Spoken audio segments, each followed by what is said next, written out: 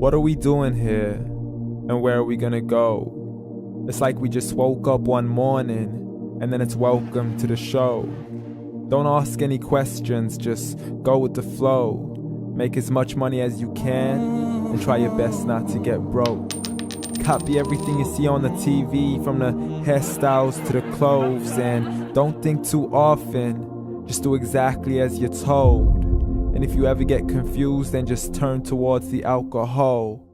You'll still hear your thoughts, then just turn up the radio as you learn to live a lifestyle of drugs, sex, and rock and roll. But in all honesty, I just need to know, is there more to the cycle than growing and getting old? Living and dying just to leave behind a happy home and a whole lot of property that somebody else is going to own. I just really need to know before the casket's closed, 'cause I'm not willing to gamble with my soul, nor am I ready to take any chances. These are just simple life questions and I'm just searching for some answers. Like, what are we doing here? And what is our purpose? How did we get here, and who made us so perfect? And what happens once we go, or is this world all really worth it? Questions we don't answer because apparently we don't really have to. There's no purpose to this life and our existence is merely natural. Then in that case, please let me ask you, did you create yourself, or was it somebody else who had fashioned you? 'Cause you're a being that's impeccable, faultless and unparalleled. You're a product of supreme intelligence and I'm merely being rational. For there isn't a camera on this earth that can come close to the human eye, nor a computer that can compete alongside the human mind. And if the whole world was to come together, we wouldn't be able to create a single fly. So many signs, yet we still deny. As science tries to justify that all this could come from none, when it's a simple sum. 0 plus 0 plus 0 cannot possibly ever give you 1. So from where did all this order come? But everything has its origins, a maker, a creator of its own. I mean, the only reason you're watching this video is because somebody had to press upload. So we can believe in the Big Bang, but I'd rather believe in He who caused it to explode. Allah, the creator of everything along with every single soul. The ever-living, the master, the only one who is in control. Unlike his creation, beyond our imagination. And no, he's not a man, nor does he have any partners in association. He's on his own. And no, he did not ever leave us alone. Just like every manufacturer, he left us with an instruction manual. The Quran and Islam, and I'm sorry to jump to conclusions, but it's the only one possible.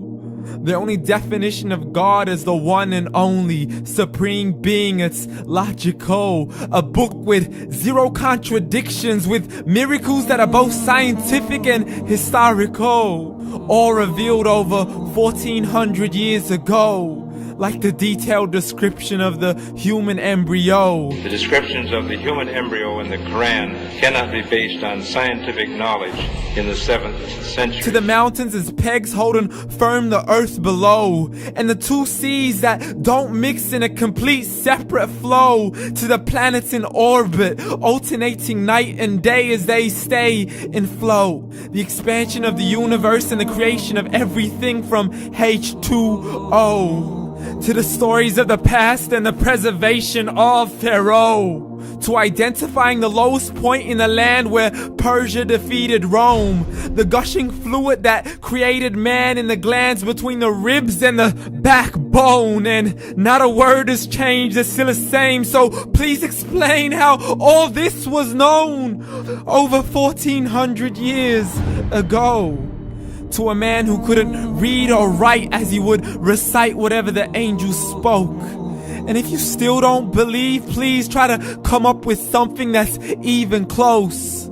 But you can't, so we took God as a mockery and his messengers as a joke. Muhammad could not read or write.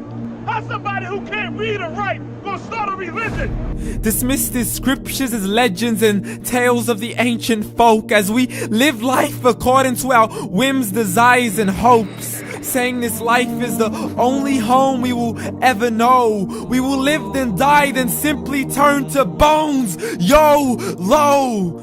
Correction, after the grass dies, the rain arrives and it regrows, and Allah promises to do the same thing to your very soul and bring you back from your very fingertips to your toes, as the all-seeing supreme being watches us so close, and we are surely being tested in our wealth, our health, and our self, and everything that we've been blessed with. So believe, for we will surely be resurrected and be brought back to our Lord and account for every single deed, as He hands us our books and orders us to read.